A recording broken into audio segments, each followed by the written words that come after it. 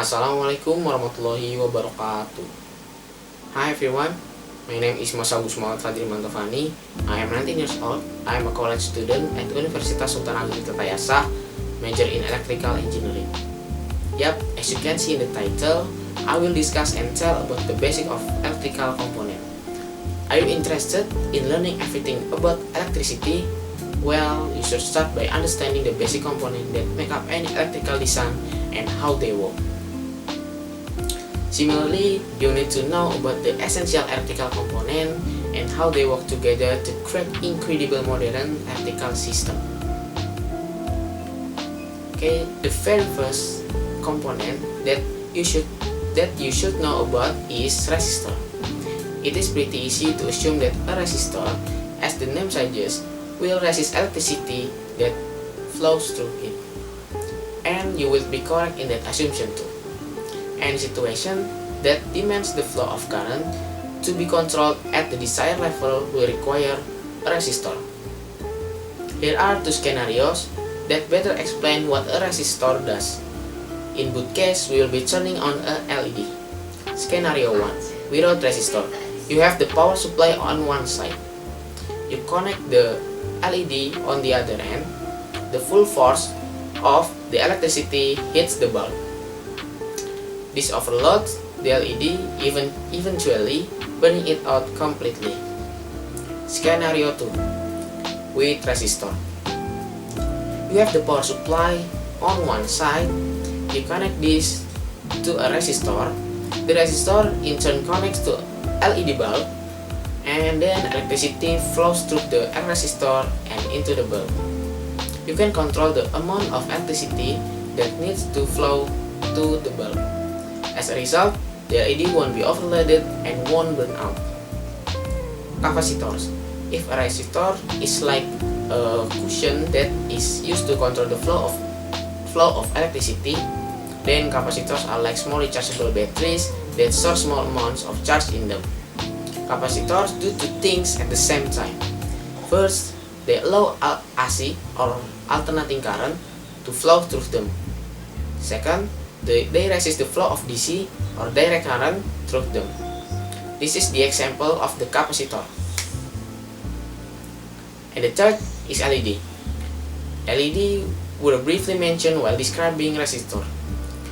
LED are just like bulbs, except that they are extremely reliable.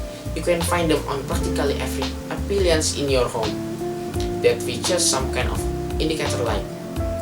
A typical LED bulb can last decades with no sign of dying. Since they are so reliable, they are used to indicate the state of current at any point in a circuit.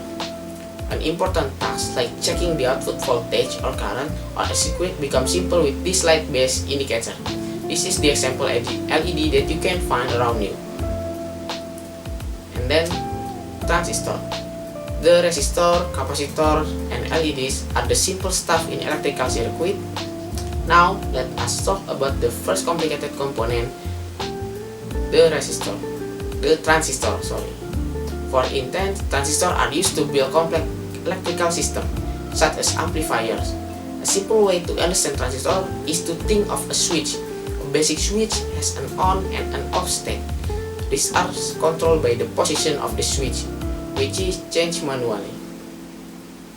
This is an example of a sound amplifier circuit that uses the main component in the form of a transistor. The transistor used is the BD139 transistor.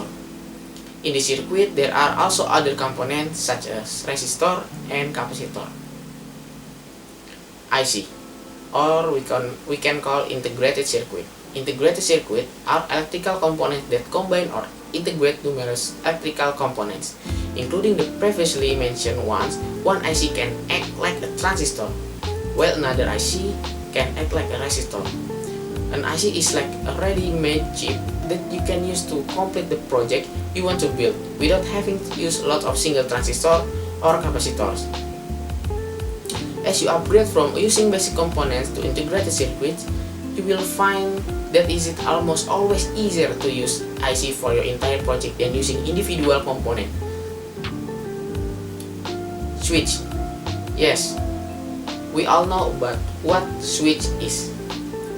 let's get to its technical definition. The primary purpose of switch as a device are to break the current, interrupt the current, and supply current from one conductor to another. This is an example of a switch. Electrical wires and power cables. It's almost impossible to make an electrical structure without electrical wires and cable. Electrical wires do the work of connecting a device to the power source through cables. You need wires to install every device, be it switches, sockets, LEDs, or anything else. This is the example of wires. Battery. Batteries act as a source of electrical power through the electrochemical cells. Each cell consists of an anode, cathode, and electrolyte. It works on the principle of electrochemical.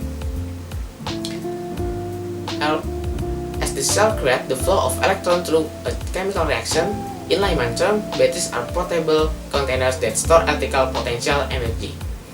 If it were not for batteries, your mobile phone would have been tied to a charge all day. There are two types of cells in a battery: primary chargeable cells and secondary non-rechargeable cells.